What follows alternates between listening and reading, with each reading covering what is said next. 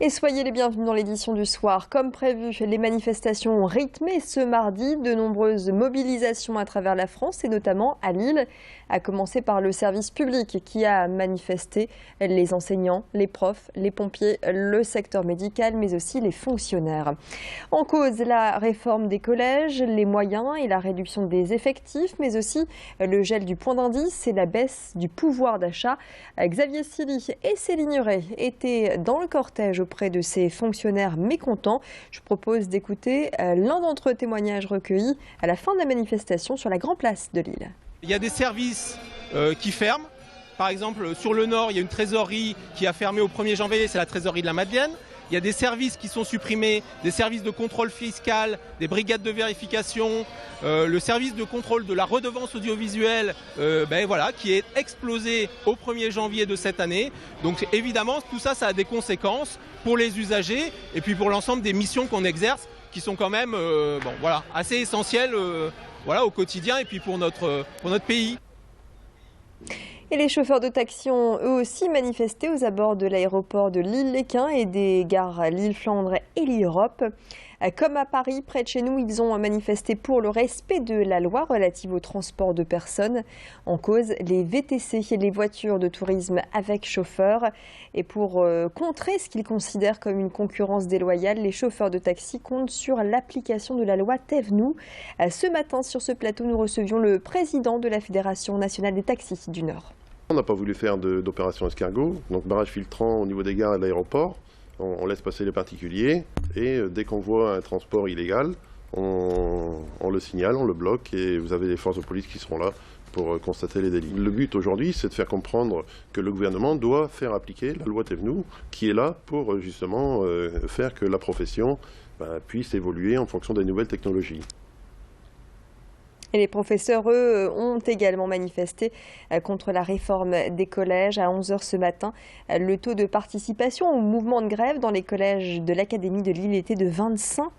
Voilà ce que l'on pouvait dire ce soir sur cette grande journée de mobilisation nationale qui s'est également jouée chez nous à Lille.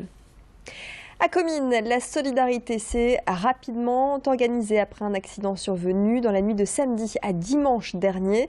Une voiture est venue s'encastrer dans une boulangerie faisant un blessé.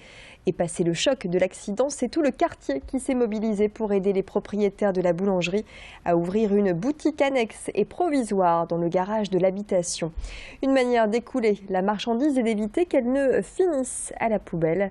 En attendant les expertises et autres démarches administratives, l'activité de la boutique se poursuit avec forcément un manque à gagner pour ce commerce de proximité. Ce week-end, j'ai pas eu beaucoup de monde parce que au début, le samedi, ils croyaient qu'on était fermé tout simplement parce qu'il n'y avait pas de panneaux en bois. Dimanche, les gens réagissaient dans le fait où on était en travaux. Ils voyaient qu'on était à côté, mais ils se sont dit ils sont en travaux au niveau de la boulangerie, mais pas du tout, c'est un accident. Et donc les gens nous soutiennent, ils viennent tous nous dire bon courage, même pas forcément acheter du pain et en passant devant, ils disent bon courage, même que ça soit sur internet ou c'est le soutien de tout le monde, quoi. On peut pas faire de pâtisserie, on a fait des sandwichs ce midi, mais les gens, je vois qu'on n'a pas de vitrine réfrigérée, donc n'ose pas acheter tout ce qui est du frais en fait. Et puis du glamour, de la performance et de l'interactivité avec le public. C'est la promesse faite par l'équipe de danse avec les stars en tournée dans toute la France. Le show va rassembler les personnalités qui ont fait le succès de l'émission de télé.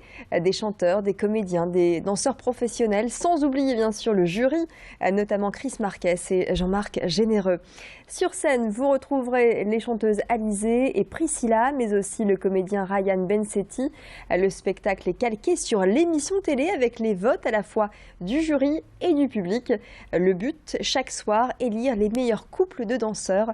Les membres de la troupe seront au Zénith de Lille du 5 au 7 février et nous les avons rencontrés dans un hôtel à Lille en pleine préparation de la tournée. Je vais te faire un truc canon, regarde.